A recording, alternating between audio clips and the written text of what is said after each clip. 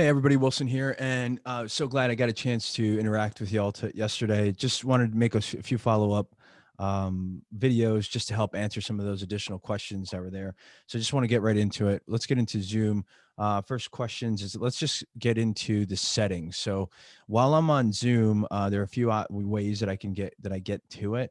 Upper right hand corner here, you can see that there's the Zoom icon. I usually click on here and I go to video settings. Now, if I want to change something with audio options, I don't click on audio options. I always go to video settings, and that'll pop up all your settings menus. So right off the bat, you can change your camera here. You can also change, right? So you can change your camera here. That's my computer camera, and then this is the Sony camera that I'm using. And again, it will also depend on the lens, and that's something that we can talk about if that's something that you want to get into. HD should always be checked. Remember, after 3 or more participants, if you don't have a prerequisite or a pro account or the webinar option, you will not. It's still going to be reverted down to 360 SD visual. But again, the better the camera, the better the lens, the better the visual, even at 360. So keep that in mind. Here's where you see touch up my appearance, and you'll be able to see a little bit of the difference. Let me just move this over a little bit. And here's the difference, just a little bit. Obviously I gotta use a little more moisturizer on my face or something, but and again, if you go all the way up, it really degrades the video quality. So I would, if you're going to use it, I would just go down and just go very minimal with it. Adjust for low light. Here's the option here, and here's the difference. See, not too bad. Like, obviously I have another light going on, but I do like to just touch it up a little bit. You can go auto. Auto to me is just a little too bright for my preference, so I'll click on manual and I'll just bring it down just a bit, right to where I think it looks good. I think that looks good. All right, and just keep going. The only other thing on this, I sort of keep this the same here. Always show video preview, see myself as the active speaker while speaking. Let's go to the audio option here. Test speaker, you can test the sound that comes out of your speakers. Really, this is where I can change the microphone. So again, I can go from this microphone to the computer microphone. This is what it sounds like on the computer, coming from the computer microphone.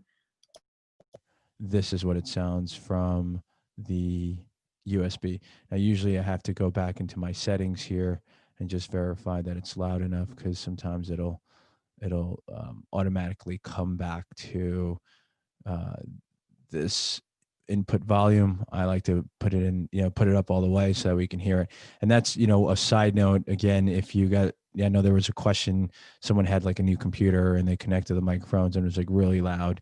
You just need to double check all the internal mics and make sure that, one of them is not set all the way up. And then really just dial it in based on what you got going on.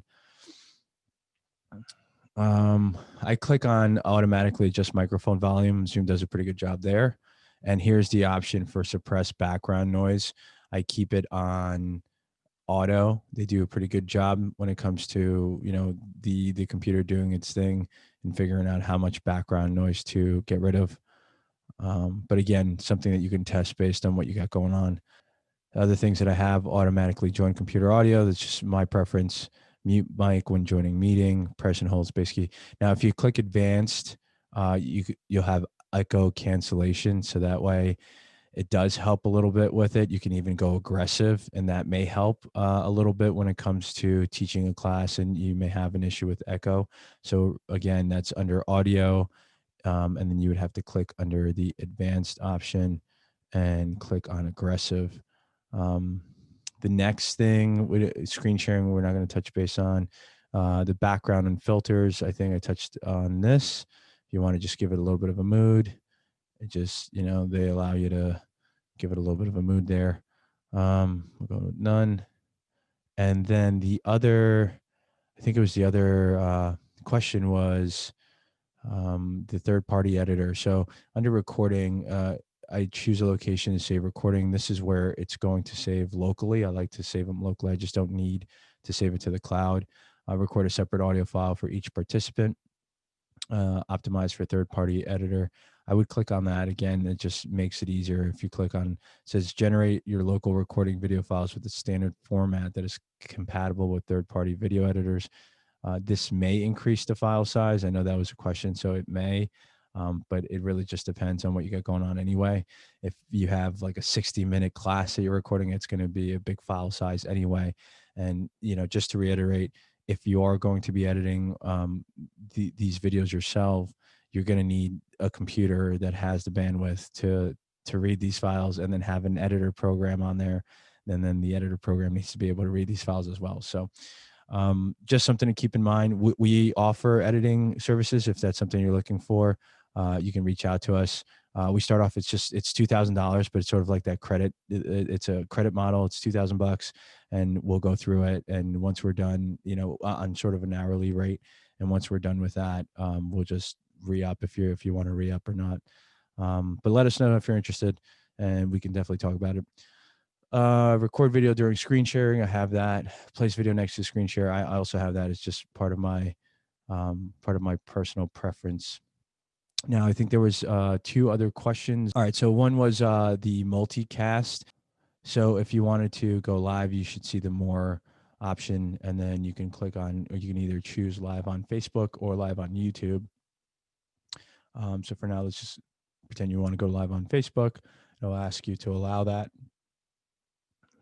And then it'll ask you what the title is, and it'll also ask you where you want to share it, to a page, your group, or your personal timeline, and then who should see this. And then right there, you can go live. And then you can start going live once you're there. You can do the same thing on YouTube. You're doing the same thing. Title, and then public, and then you can go live. So those are the options for going live.